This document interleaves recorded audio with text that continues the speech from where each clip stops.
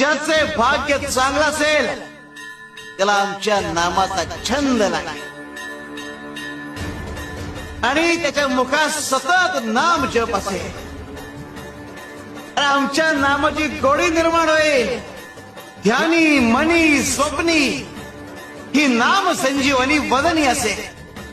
त्याला निरंतर सुखाची प्राप्ती होईल. तसं मधाचं सेवन करण्यासाठी भ्रमर कमळ फुलात गुंतून पडतो आणि अत्यंत आनंदाने आणि आदराने मधाचा आस्वाद घेतो. आमच्या भक्ताचे मन आमच्या नामाचे ध्यान लागून उच्च पातळीवर स्थिर होते.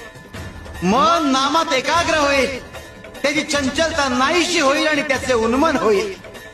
अरे नामस्मरण हेच प्रपंच व परमार्थ साधनाचे साधन आहे. शिवाय शंकर.